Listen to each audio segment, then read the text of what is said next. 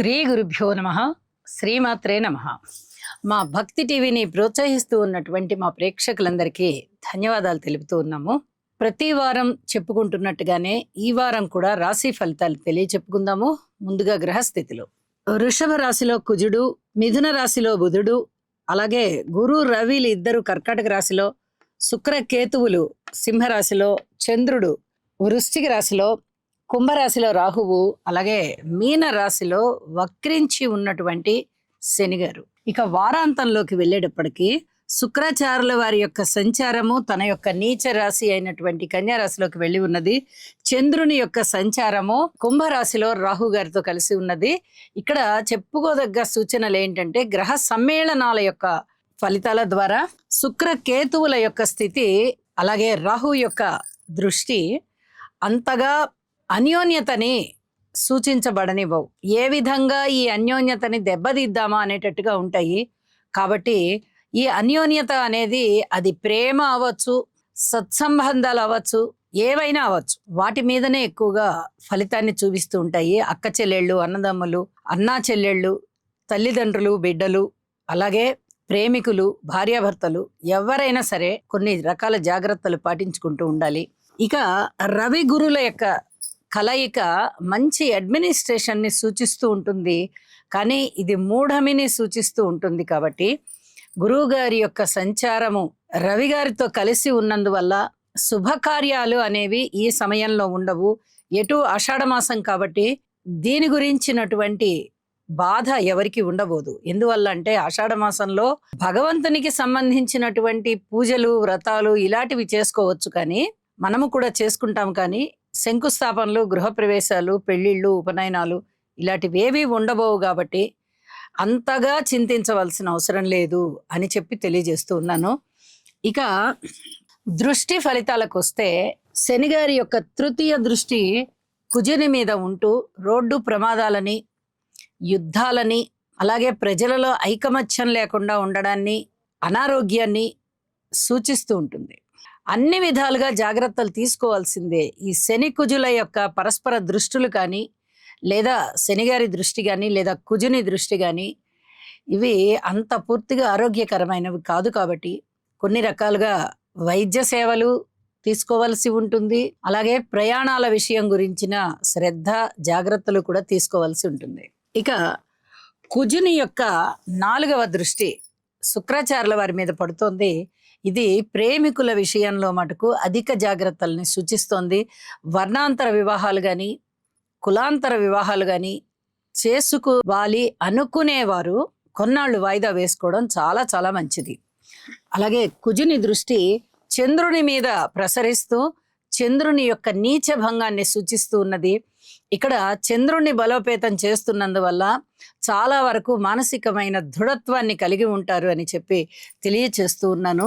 అలాగే గురువు యొక్క 9వ దృష్టి శనిగారి మీద పడుతూ ఉన్న కారణం చేత, అలాగే అది శనిగారి యొక్క స్థానం కూడా అవుతున్న కారణం చేత ఇక్కడ శనిగారు ఇచ్చేటటువంటి ఇబ్బందులు ఏవైతే ఉన్నాయో ఆ రాసులకి అవి చాలా వరకు తగ్గిపోయేటటువంటి పరిస్థితి కనిపిస్తోంది.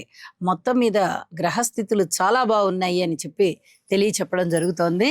వారాంతంలోకి వెళ్ళేటప్పటికీ ఈ చంద్రరాహువుల కలయిక మానసికమైన దుర్బలత్వాన్ని సూచిస్తూ ఉంటుంది. ప్రతి ఒక్కరూ కూడా యోగా చేయడం చాలా చాలా మంచిది.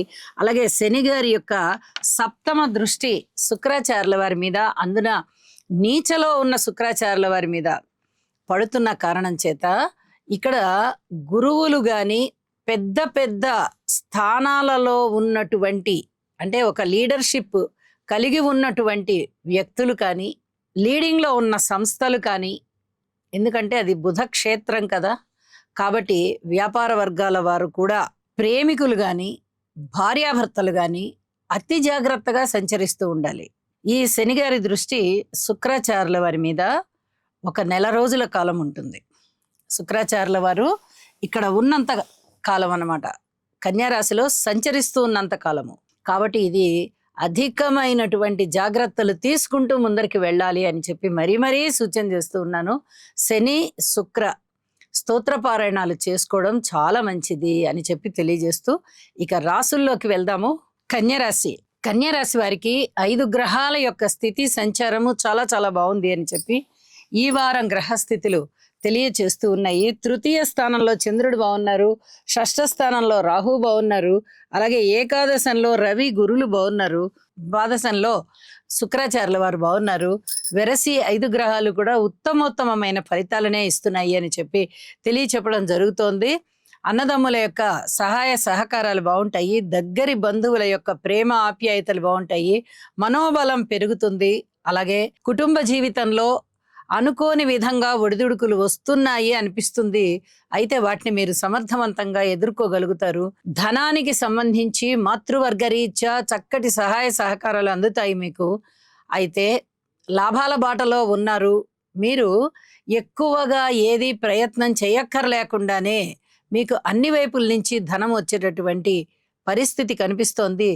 ఇక రాతకోతల వ్యవహారంలో కానీ, పోటీ పరీక్షల వ్యవహారంలో కానీ, మౌఖిక పరీక్షల వ్యవహారంలో కానీ చక్కటి ఫలితాలు ఉంటూ మీరు విజయావకాశాల వైపు దారితీస్తున్నారు అని చెప్పి తెలియజేయడం జరుగుతోంది. రుణ భారాలు తగ్గే విధంగా ఉన్నాయి. అలాగే శుభకార్యాలలో పాల్గొంటారు, దాన ధర్మాలు చేస్తారు, విలువైన వస్తువుల్ని సమీకరించుకోగలుగుతారు, వాటిని భద్రపరచుకోగలుగుతారు. ఇవన్నీ కూడా చాలా ఆనందాన్ని ఇచ్చే అంశాలే అవుతూ ఉండగా, స్త్రీల విషయంలో చక్కటి అనుకూలత కనిపిస్తోంది. విద్యార్థులకి కూడా బాగుంది అని చెప్పి తెలియచెప్పడం జరుగుతోంది. సంతానం పట్ల అనుకూలమైనటువంటి ఫలితాలు ఉన్నాయి.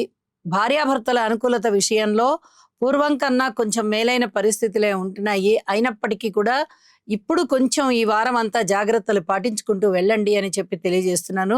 ఉద్యోగ జీవితం కూడా అనుకూలంగానే ఉంది. అనేక విషయాలలో మీకు అనేక రకాలుగా శుభ ఫలితాలు ఉన్నాయి అని చెప్పి తెలియచెప్పడం జరుగుతోంది. అలాగే కార్మికులు, కర్షకులు, నేత పని వారు, చేతి వృత్తుల వారు ఇత్యాది వారందరికీ కూడా కాయ కష్టం అనేది తెలియకుండా కష్టపడతారు మీరు. అంటే కష్టం అయితే తప్పదు, కానీ మీకు శరీర అలసట లేకుండా ఉంటుంది అని చెప్పి తెలియజేస్తున్నాను. ఏవైనా పెట్టుబడులు పెట్టాలి అనుకుంటే మటుకు ఇప్పుడే పెట్టకండి, ఇంకా కొన్నాళ్ళు వేచి ఉండండి. ఇప్పుడు పూర్వం పెట్టిన పెట్టుబడులే మీకు లాభాల బాటని తీసుకొచ్చి ఇస్తున్నాయి అని చెప్పి తెలియజేస్తున్నాను. ఇక వారాంతంలోకి వెళ్ళేటప్పటికి శుక్రాచార్యుల వారు రాశిలోకి వచ్చి ఉన్నారు. కొంచెం అనుకూలమైన ఫలితాలే ఉంటూ ఉన్నప్పటికీ శుక్రాచార్యుల వారు నీచలో ఉన్న కారణం చేత తప్పనిసరిగా శని శుక్ర స్తోత్ర పారాయణాలు తప్పనిసరిగా చేసుకోండి. ఇది మరీ చెప్పదగ్గ సూచనగా తెలియజేస్తున్నాను.